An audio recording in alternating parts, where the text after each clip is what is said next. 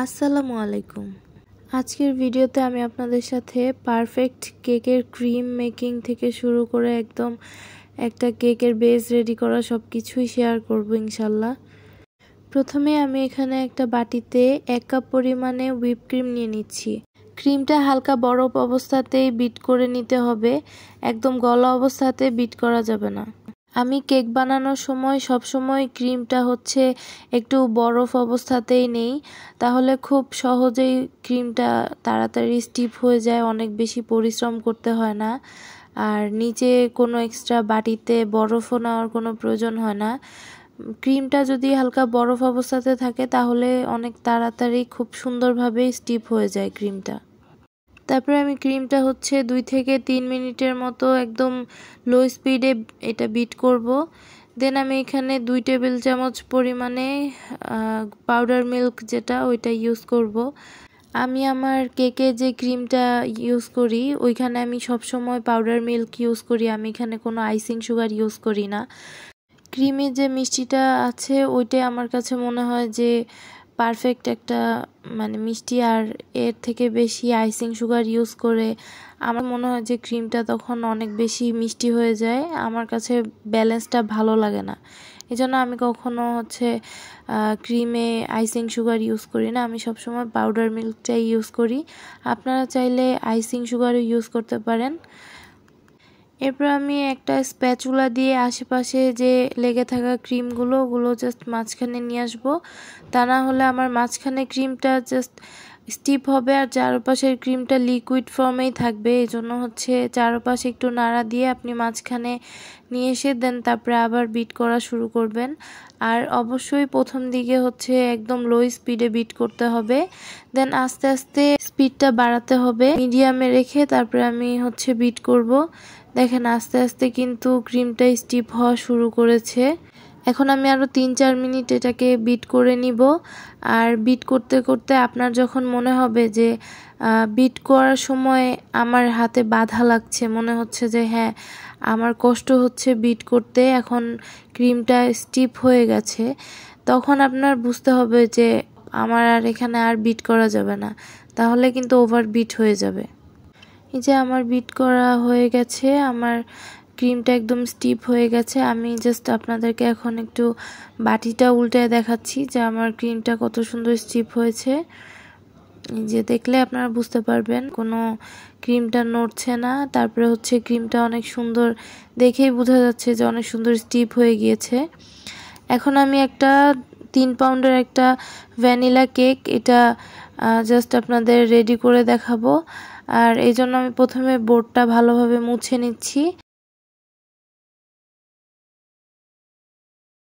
তারপরে আমি এখানে বোর্ডে ক্রিম দিয়ে তারপরে ফার্স্ট লেয়ারটা দিয়ে দিব। অনেকেই যারা নতুন নতুন কেক মেক করছেন তারা অনেকেই ভাবেন, আমি যখন নতুন কেক মেক করা শুরু করেছি তখন ভাবতাম যে কেন বোর্ডে ক্রিম দেয়। বোর্ডে ক্রিম দিলে আপনার কেকটা আর নড়াচড়া করবে না, এটা জাস্ট আঠার মতো লেগে থাকবে। এই জন্য বোর্ডে ক্রিম ইউজ করে দেন আপনার লেয়ার দিবেন।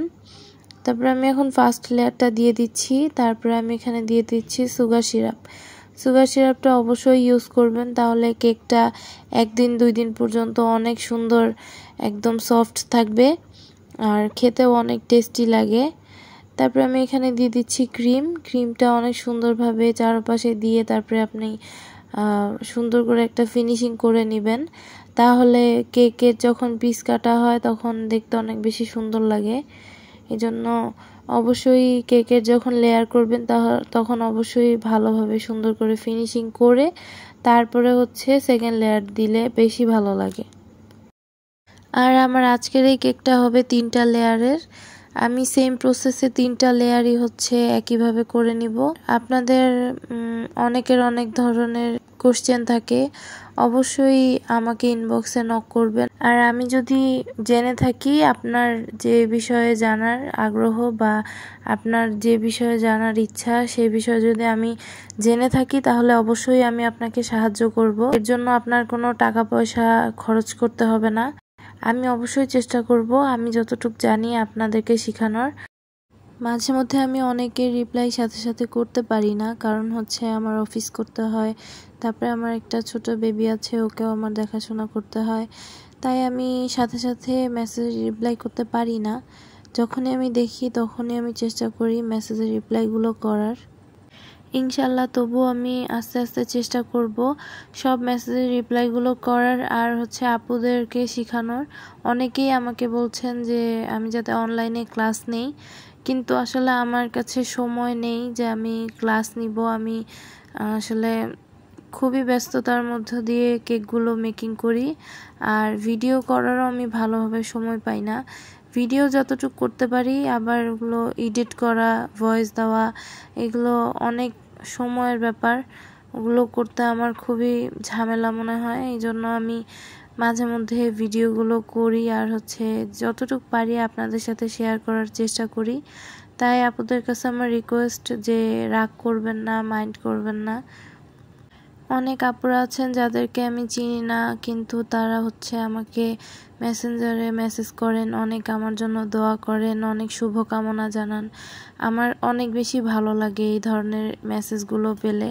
মনে হয় যে আমার কাজ যেটা আমি করছি হয়তোবা এটাই আমার সার্থকতা, যে আপনারা আমাকে এত ভালোবাসা দিচ্ছেন, ইনবক্সে আমাকে সবসময় অনেক ভালো ভালো কথা বলছেন। আমি মাঝে মধ্যে আমাকে বিভিন্ন ধরনের ভিডিওর জন্য রিকোয়েস্ট করছেন। এটাই আমার কাছে অনেক বড় প্রাপ্তি, অনেক ভালো লাগা। সবাই আমার জন্য দোয়া করবেন, আমি যাতে এইভাবে এগিয়ে যেতে পারি সামনে। তারপরে আমার সব লেয়ারগুলো দেওয়ার পরে এখন আমি ক্রিমটা খুব ভালোভাবে কোটিং করে নিয়েছি। আর কোটিং করা হয়ে গেলে একটা টিস্যুর সাহায্যে বোর্ডটার সাথে সাথে খুব ভালোভাবে মুছে ফেলতে হবে, কারণ ফ্রিজে দেওয়ার পরে এই ক্রিমটা শক্ত হয়ে যাবে, তখন বোর্ড থেকে ক্রিমটা উঠানো অনেক বেশি ঝামেলার হয়ে যাবে, শক্ত হয়ে যাবে। এজন্য সাথে সাথে ক্রিমটা পরিষ্কার করে ফেলতে হবে বোর্ড থেকে। তারপরে আমি এটা সেট করতে দিয়েছিলাম। আজকে যেহেতু আমার 2টা কেকের অর্ডার ছিল, আমি ভ্যানিলা কেকটা হচ্ছে ফ্রিজে সেট করতে দিয়ে এখন চকলেট যে কেকটা ওটা হচ্ছে ডেকোরেশন করে নিব। এজন্য আমি ক্রিম দিয়ে একদম প্রথমে আমি হোয়াইট ক্রিমটা ইউজ করব, চারপাশে হোয়াইট ক্রিমটা দিয়ে একটা ফিনিশিং করে নিব একদম খুব সুন্দরভাবে।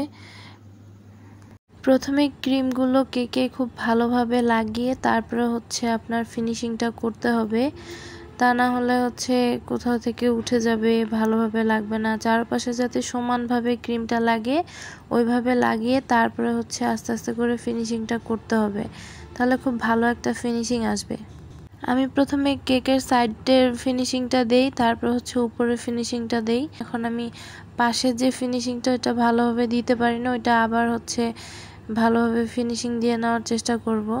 তারপরে আবার উপর থেকে ফিনিশিং করব। আর ফিনিশিংয়ের কাজটা করতে হবে খুবই ভালোভাবে, খুবই সুন্দর করে। আর কেকের ফিনিশিং সবসময় খুব ধৈর্য সহকারে আস্তে আস্তে করতে হবে, কারণ কেকের ফিনিশিং যদি সুন্দর না হয় তাহলে কেক আপনি যতই চেষ্টা করেন কেক দেখতে সুন্দর লাগবে না। এজন্য সবসময় চেষ্টা করবেন যে কেকের ফিনিশিংটা যাতে অনেক বেশি ভালো হয়, একদম স্মুথ হয়, তাহলে কেকটা দেখতে অনেক বেশি ভালো লাগে। ভিডিওটা আমি ফাস্ট করে দিয়েছি, এজন্য মনে হচ্ছে যে আমি মনে হয় অনেক তাড়াতাড়ি ফিনিশিংটা দিয়েছি, কিন্তু আসলে আমি ফিনিশিংটা অনেক সময় নিয়ে তারপরে হচ্ছে ফিনিশিংটা করি। এখন আমি কেকের নিচটা হচ্ছে পিঙ্ক কালার করব, এজন্য আমি ক্রিমে হচ্ছে একটুখানি রেডম্যানের চেরি রেড কালার আর হচ্ছে গোল্ডেন কালার, এই 2টা কালার দিয়ে ভালোভাবে মিক্স করে নিব, যেহেতু আমার কাছে কোনো পিঙ্ক কালার নেই। তারপরে আমি এখানে এটা ভালোভাবে মিক্স করে একটা পাইপিং ব্যাগে নিয়ে তারপরে চারপাশে লাগিয়ে দিব। লাগিয়ে দেওয়ার পরে খুব আলতো হাতে আপনার এটা ফিনিশিং দিয়ে নিতে হবে। ফিনিশিংটা খুব সাবধানে আস্তে আস্তে করে করতে হবে, বেশি তাড়াতাড়ি করে করা যাবে না। আর এইখানে 2টা যাতে আলাদা আলাদা পার্ট ওইটা বোঝা যায়, কারণ হচ্ছে আমি পিঙ্ক আর হোয়াইটের মাঝামাঝি জায়গাটা সুগার বল ইউজ করব, এজন্য যাতে এই 2টা সেপারেট ওইটা যাতে বোঝা যায় ওইভাবে করে ক্রিমের ফিনিশিংটা করে নিতে হবে। দেন আমি আবার হচ্ছে পরিষ্কার করে বোর্ডটা দেন হোয়াইট কালারের ফ্লাওয়ার করে নিচ্ছি। আর হোয়াইট আর যে নোজেলের যে মাথাটা চিকন ওইখানে একটুখানি পিঙ্ক কালার দিয়ে তারপর হচ্ছে ফুলগুলো করে নিব। এখন আমি আপনাদেরকে লাস্ট ফিনিশিং করে দেন ফাইনাল লুকটা দেখাবো। ভিডিওটা যেহেতু অনেক বড় হয়ে গিয়েছে জন্য আমি আর ফুল ডেকোরেশনগুলো আপনাদেরকে দেখালাম না, জাস্ট ফাইনাল লুকগুলো দেখিয়ে দিচ্ছি 3টা কেকেরই। আর আমার কেকগুলো কেমন হয়েছে অবশ্যই জানাবেন, ভালো লাগলে অবশ্যই আমার পেজ ফলো দিয়ে আমার পাশে থাকবেন। আপনাদের ভালোবাসা আমার কাছে অনেক কিছু, এই জন্য অবশ্যই লাইক কমেন্ট করে জানাবেন আমার ভিডিওগুলো আপনাদের কাছে কেমন লাগলো।